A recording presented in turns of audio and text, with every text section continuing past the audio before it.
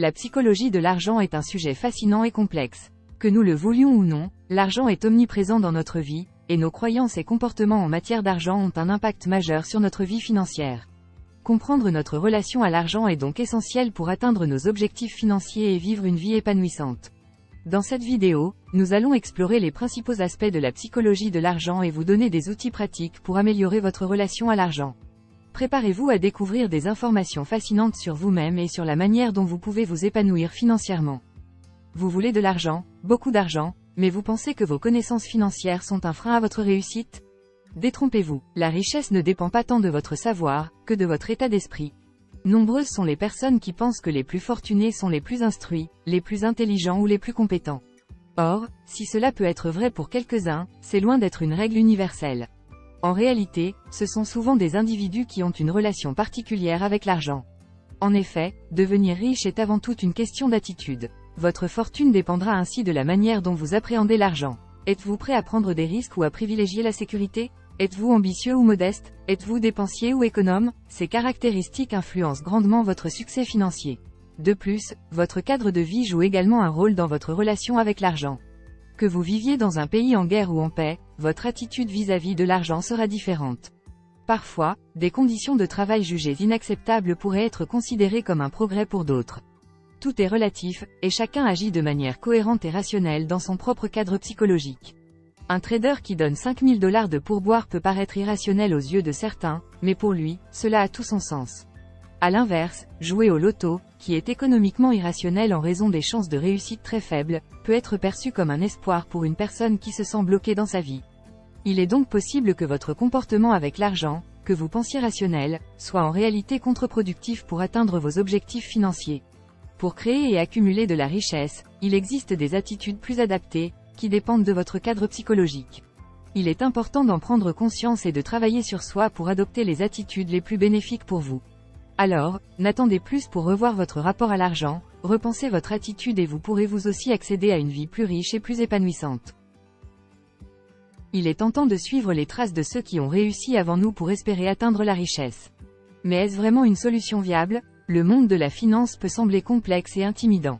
Pour faciliter votre chemin vers la richesse, vous pourriez penser à imiter les comportements des personnes qui ont déjà fait fortune. Cependant, la réussite financière est un mélange de prise de risque et de chance.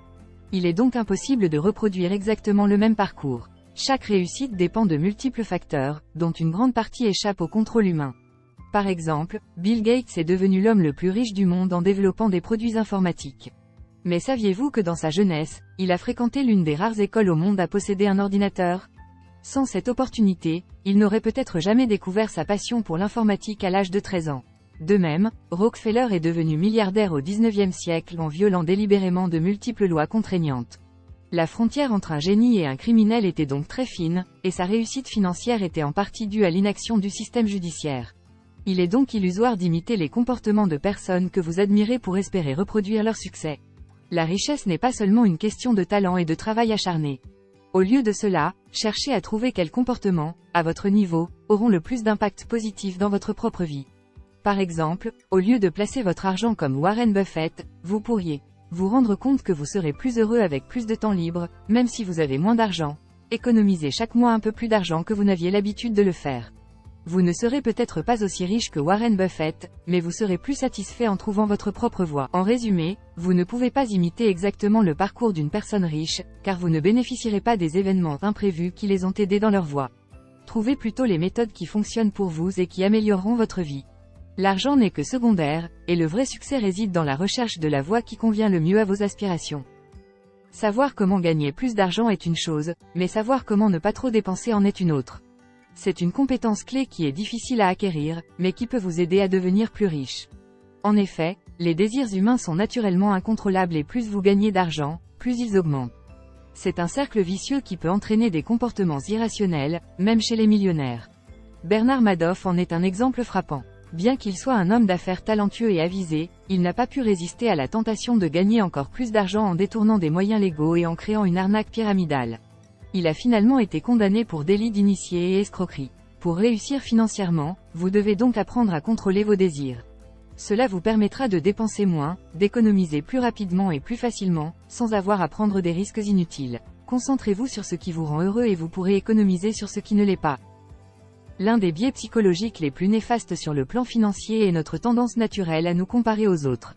Pourquoi est-ce problématique? Au fur et à mesure que votre richesse augmente, vous êtes de plus en plus enclin à vous comparer à ceux qui gagnent plus que vous.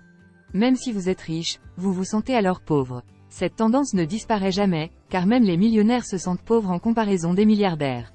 En cherchant à impressionner les autres pour gagner leur respect ou leur admiration, vous dépensez de l'argent en vain. En réalité, la seule chose que cela réussit à faire est de vous appauvrir. Par exemple, lorsque vous voyez une Ferrari dans la rue, vous enviez peut-être son conducteur. Cependant, ce conducteur ignore que vous n'êtes pas du tout intéressé par lui, mais plutôt par l'idée de vous imaginer au volant du bolide. Sa mise en scène de richesse ne sert donc à rien d'autre qu'à l'impressionner. En réalité, l'humilité, l'empathie et la gentillesse sont les seules qualités qui permettent aux autres de vous apprécier sincèrement. Cependant, peu de personnes en sont conscientes et pensent avoir besoin d'une réussite financière pour être valorisées. Ce comportement est naturel chez l'être humain, mais il peut être corrigé. En vous préoccupant moins de ce que les autres pensent de vous, vous réduisez automatiquement vos dépenses. En agissant ainsi, la taille de votre maison, la marque de votre voiture ou celle de votre montre deviendront totalement insignifiantes. Réduire vos dépenses, pour impressionner, de seulement 2 à 3% vous permet d'économiser l'équivalent de 80 heures de travail par semaine. En somme, la volonté de paraître aux yeux des autres est motivée par notre ego. Plus vous vous détacherez de cette tendance, plus vous économiserez d'argent. Cela est donc un excellent moyen de devenir plus riche plus rapidement.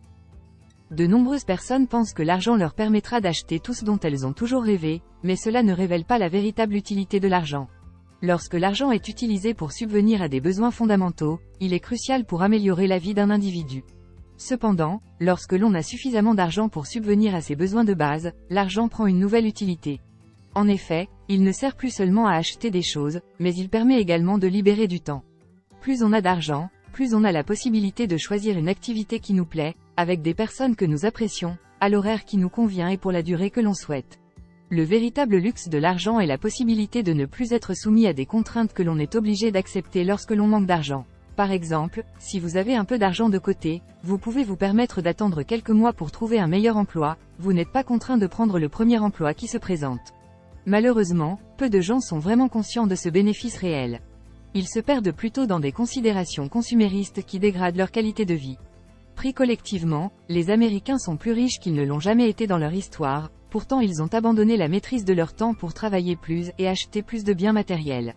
En 1981, le psychologue Angus Campbell a démontré que le sentiment d'avoir la maîtrise de son existence était ce qui rendait heureux, peu importe les variations de ses conditions de vie. En d'autres termes, ce n'est pas ce que vous gagnez qui compte le plus dans votre bonheur, mais plutôt la liberté de choix dont vous disposez. Il n'est donc pas nécessaire d'être millionnaire pour être plus heureux, il suffit de retrouver une plus grande maîtrise de son temps.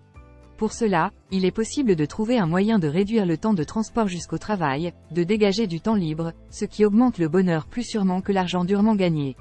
Ainsi, à partir d'un certain seuil, l'argent permet d'avoir plus de liberté dans la gestion du temps. Il suffit de faire en sorte d'en dégager autant que l'on a besoin pour que l'argent serve vraiment à rendre plus heureux. Devenir riche n'est pas le résultat d'investissements extraordinaires, mais plutôt le fruit d'un travail à long terme. En 2020, Warren Buffett possédait 84,5 milliards de dollars, dont 81,5 gagnés après 65 ans. Est-il devenu subitement génial passé cet âge? Bien sûr que non, il a toujours été le même. Seulement, il a su profiter des intérêts composés. Les économies rapportent des intérêts chaque année, qui s'ajoutent au capital et produisent des intérêts. Ainsi, un taux d'épargne élevé peut garantir que vous atteindrez vos objectifs financiers à long terme, tandis qu'un revenu élevé sans une bonne gestion financière ne peut vous aider à atteindre vos objectifs financiers. Il est donc essentiel de comprendre que la richesse est le résultat de la combinaison de plusieurs facteurs, dont l'un des plus importants est le taux d'épargne. Il est également important de comprendre que la richesse n'est pas seulement déterminée par la quantité d'argent que vous gagnez, mais également par la façon dont vous utilisez votre argent pour construire un avenir financier sûr. Beaucoup de gens qui gagnent un revenu élevé ne deviennent jamais riches, car ils dépensent tout leur argent en biens matériels et n'ont pas la capacité de planifier leur avenir financier. De plus, il est important de souligner que devenir riche est un processus à long terme et non une question d'investissements extraordinaires ou de chance. Warren Buffett, l'un des investisseurs les plus célèbres au monde, a fait fortune grâce à sa stratégie d'investissement sur le long terme. Il n'a pas réussi à devenir riche du jour au lendemain, mais a investi régulièrement sur une longue période, ce qui lui a permis de bénéficier des intérêts composés. L'effet de levier des intérêts composés signifie que vos économies rapportent des intérêts chaque année. Ces intérêts s'ajoutent à votre capital et produisent des intérêts sur les intérêts, ce qui peut entraîner une croissance exponentielle de votre richesse. Ainsi, plus vous économisez et attendez avant de dépenser cette somme, plus vous gagnez d'argent. Cependant, cela ne signifie pas qu'il faut chercher systématiquement les meilleurs taux d'intérêt pour vos investissements, car ils sont souvent risqués et aléatoires. Au lieu de cela, il est recommandé d'investir dans des rendements plus modestes mais sur le long terme, car le temps est votre allié. Investir dans des fonds indiciels, tels que Vanguard, est un bon moyen de diversifier vos investissements sans avoir à choisir individuellement les actions. Ces fonds sont composés d'un éventail d'actions qui répliquent un indice donné et sont 80% plus performants sur le long terme que des investissements plus ciblés. En somme, la clé pour devenir riche est de trouver un équilibre entre la prise de risque et la sécurité pour faire fructifier votre capital sur le long terme, tout en ayant une bonne gestion financière. Un taux d'épargne élevé, un investissement régulier sur une longue période et un choix judicieux des investissements sont les clés du succès financier à long terme. Pour éviter de perdre l'argent que vous avez gagné, vous devez apprendre à le gérer correctement. Cela signifie que vous devez être en mesure de prendre des décisions éclairées sur la façon de dépenser et d'investir votre argent. Il est important de comprendre que les compétences requises pour gagner de l'argent sont différentes de celles nécessaires pour le conserver. Il y a une raison pour laquelle les millionnaires ne sont pas tous financièrement stables et les gens modestes ne sont pas tous en difficulté financière. Gagner de l'argent et le conserver sont deux compétences différentes. Gagner de l'argent nécessite une certaine dose de prise de risque et d'optimisme, tandis que la gestion de l'argent requiert la prudence, l'anticipation des risques et la modération. Pour devenir un bon investisseur, vous devez donc trouver le juste équilibre entre ces deux compétences opposées, entre l'optimisme et une légère paranoïa face aux événements. Il est essentiel de prendre des risques calculés et d'adopter des stratégies de gestion du risque pour minimiser les pertes potentielles. Ainsi, évitez les comportements extrêmes, tels que travailler trop ou vivre trop frugalement. L'être humain n'est pas doué pour prévoir ce qui le rendra heureux dans le futur. Au fil des années, votre personnalité pourrait changer et vous pourriez regretter vos choix. Agissez pour maintenir vos rendements sur le long terme. Sachez refuser la tentation de gains faciles. Prévoyez une grande marge d'erreur lors de vos prévisions. Quelle est la perte la plus importante que vous puissiez supporter financièrement et émotionnellement? Conservez toujours assez de liquidités pour pouvoir réinvestir en cas d'échec. Diversifiez vos investissements. Vous aurez la garantie que certains d'entre eux vous rapporteront de l'argent. Investissez dans ce qui vous tient à cœur. Par exemple, en investissant dans des entreprises écologiques, votre objectif est de sauver la planète sur le long terme.